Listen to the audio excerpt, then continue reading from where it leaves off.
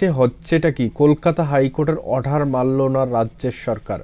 Supreme court stay না দিলেও চাকরিহারাদের প্রত্যেকের কিন্তু এপ্রিল মাসের যে টাকা সেটা কিন্তু তারা তাদের অ্যাকাউন্টে পেয়ে গেল। তাদের যে বেতন সেটা কিন্তু তারা পেয়ে গেল।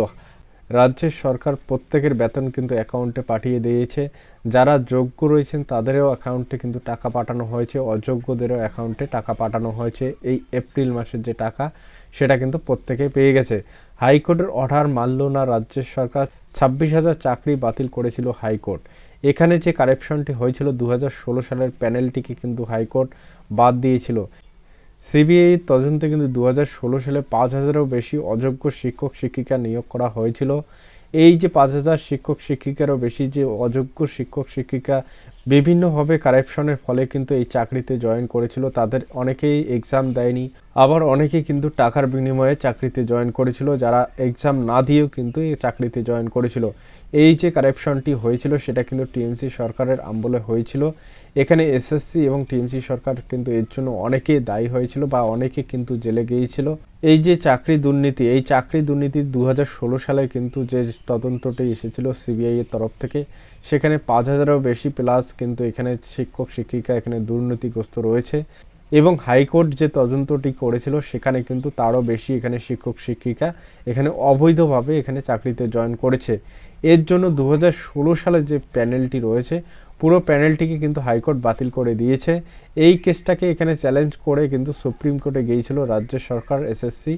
এখানে কিন্তু স্টে মেলেনি, সুপ্রিম কোর্ট ডাইরেক্টলি কিন্তু এখনও স্টে দেয়নি। সোমবারে একটা হিয়ারিং হয়েছিল, সেখানে সুপ্রিম কোর্ট পরিষ্কার বলেছে প্রত্যেকটি পয়েন্ট ভালোভাবে দেখতে হবে, জানতে হবে, প্রত্যেকটি পয়েন্ট ভালোভাবে দেখতে হবে, তারপরে আমরা ভাববো এ বিষয়ে। আগামী সোমবার আবারও কিন্তু একটি হিয়ারিংয়ের ডেট দেওয়া হয়েছে। এর আগে কিন্তু রাজ্য সরকার প্রত্যেকের মাসের টাকা, এপ্রিল মাসের যে টাকা সেটা কিন্তু প্রত্যেককে দিয়ে দিচ্ছে। এখানে হাইকোর্টের অর্ডারকে অমান্য করে কিন্তু রাজ্যের সরকার প্রত্যেকটি বাতিল হওয়া শিক্ষক শিক্ষিকাকে কিন্তু তাদের অ্যাকাউন্টে টাকা দেওয়া হচ্ছে। তো দর্শক, আপনারা কি মনে করছেন, এটা দেওয়া ঠিক না বেঠিক? আপনারা কি ভাবছেন এই হাইকোর্টের অর্ডারকে অমান্য করে যে রাজ্য সরকার প্রত্যেকের অ্যাকাউন্টে টাকা দিচ্ছে? যারা যোগ্য রয়েছেন তাদেরকেও কিন্তু তাদের অ্যাকাউন্টে টাকা দেওয়া হচ্ছে, যারা অযোগ্য রয়েছেন তাদের অ্যাকাউন্টে কিন্তু এপ্রিল মাসে টাকা দেওয়া হচ্ছে। এটা আপনাদের মতে কি মনে হয়, দেওয়াটা ঠিক না বেঠিক? অবশ্যই আপনারা কমেন্ট করে জানাবেন। শিক্ষা দুর্নীতিতে 2016 সালের যে প্যানেলটিকে বাদ দেওয়া হয়েছে হাইকোর্টের তরফ থেকে, সেটা চ্যালেঞ্জ করে কিন্তু সুপ্রিম কোর্টে নিয়ে যায় এই কেসটাকে। তারপরে কিন্তু সুপ্রিম কোর্ট ডাইরেক্টলি এখানে কেসটাকে থামিয়ে দেননি, কারণ তারা পয়েন্টগুলো ভালো করে দেখবেন, তারপরে কিন্তু এই কেসটার সিদ্ধান্তে আসবেন।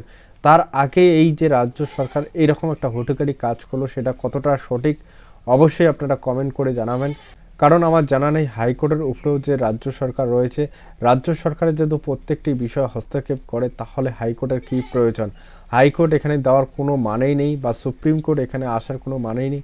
হাইকোর্টের অর্ডার মানছে না রাজ্য সরকার, সুপ্রিম কোর্টের অর্ডার মানছে না, তাহলে নিজেরাই তো করতে পারে। এখান থেকে কি বোঝাচ্ছে রাজ্য সরকার সাধারণ মানুষকে, যে হাইকোর্ট এবং সুপ্রিম কোর্ট এর কোনো রকম মূল্য নেই। যেই রাজ্যে আসবে সেই কিন্তু এখানে আইন কানুনটি দেখবে। এখানে সুপ্রিম কোর্ট হাইকোর্ট বলতে কেউ নেই।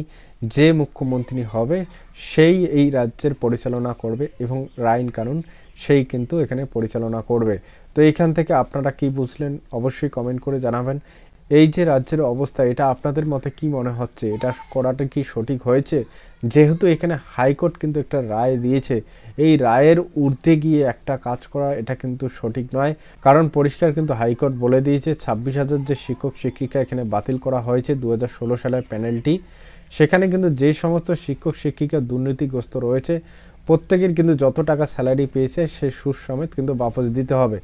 এখানে বাপস দেওয়া তো দূরের কথা, এখানে কিন্তু যে এপ্রিল মাসের যে তারা কাজ করেছে সেই টাকা কিন্তু যোগ্য যারা রয়েছে তারাও পাচ্ছে, এবং অযোগ্য যারা রয়েছে প্রত্যেকে কিন্তু এপ্রিল মাসের যে কাজের টাকা সেটা কিন্তু তারা পাচ্ছে অ্যাকাউন্টে। এটা আপনাদের মতে কি অবশ্যই আপনারা জানাবেন।